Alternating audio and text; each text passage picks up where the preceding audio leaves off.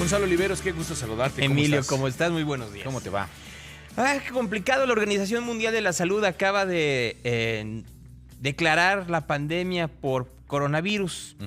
O sea, ¿qué quiere decir esto? Pues obviamente que fondos que se han recaudado de todos los miembros de la organización se van a utilizar para el combate, prevención de esta enfermedad. Es el primer coronavirus que crea una pandemia. A ver, expliquemos porque en una de esas me estoy yendo muy adelantado.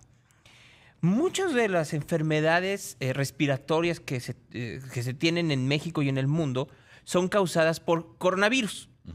De hecho, si ustedes ven en estos desinfectantes, hay una parte que dice mata coronavirus.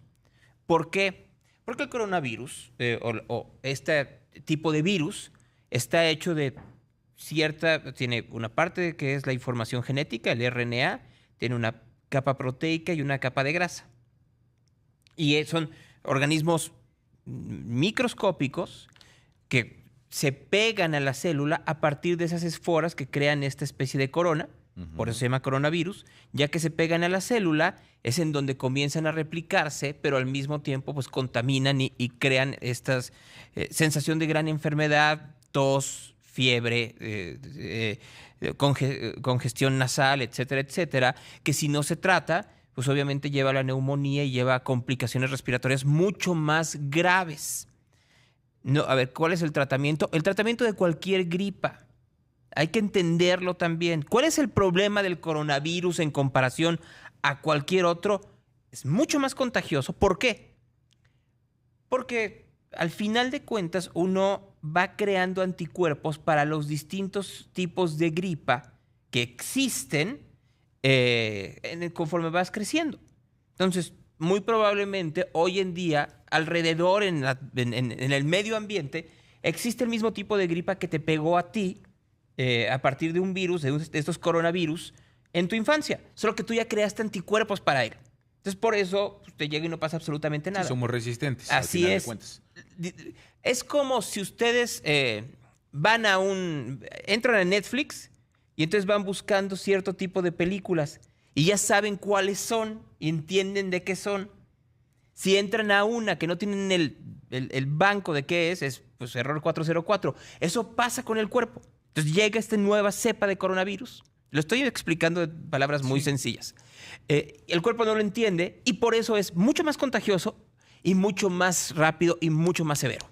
Entonces, tú no te das cuenta cuando te empieza a dar y estás inmunodeprimido, que eso pasa muy posiblemente, y lo he dicho muchas veces, con ancianos, con gente que tiene una enfermedad crónica como cáncer o diabetes, con gente que tiene VIH, con gente que no tiene condiciones salubres de vida, pues obviamente te da con mayor severidad y mueres.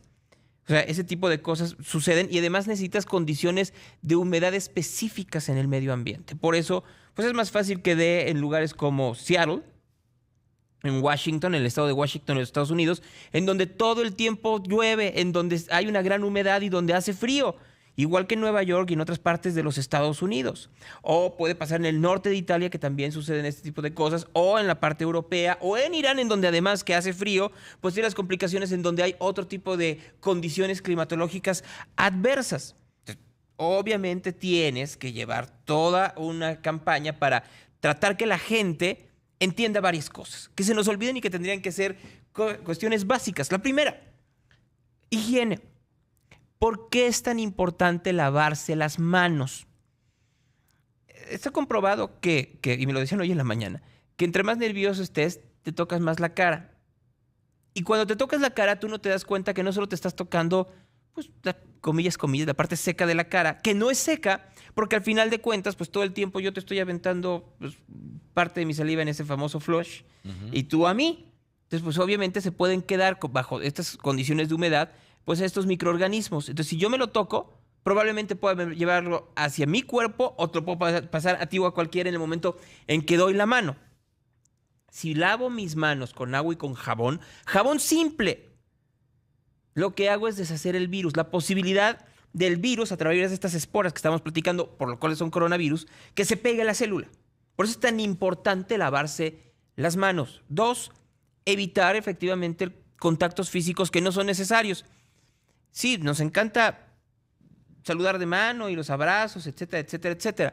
Pero no son tan necesarios en este momento. 3, si nos sentimos mal, reportarnos y hacer trabajo de casa o quedarnos en casa. Las cuarentenas puestas por uno son funcionales. El New York Times tuvo que mandar a cuarentena a todo su personal porque había un miembro del staff que se contagió y dio positivo por coronavirus. ¿Dónde es complicado? Pues obviamente en fábricas. En fábricas es muy difícil porque sí detienes la producción. Entonces, ¿qué haces mejor en lugar de detener toda la producción de una fábrica? La persona que sabe que tiene un problema de salud, repórtese enfermo, vaya a su centro de salud y hágase estas preguntas muy sencillas. ¿Tiene fiebre? ¿Tiene tos? ¿Estuvo en contacto con alguien que estuvo en Italia, que estuvo en China, que estuvo en Irán? Si la respuesta es no, muy probablemente lo que tenga es influenza, que es una época en donde da comúnmente. Apenas estamos llegando a la parte en donde en México cambiamos de nuestra preocupación por influenza a nuestra preocupación por el dengue.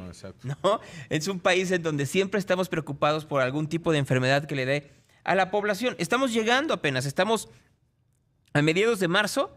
Entonces, por ahí de principios, mediados de abril, entonces creo que es abril, mayo, junio, julio, agosto, vamos a tener esas preocupaciones. Y luego ya para que cuando lleguemos a septiembre, octubre, noviembre, diciembre, enero, vamos a comenzar con la preocupación a través de la influenza y del coronavirus.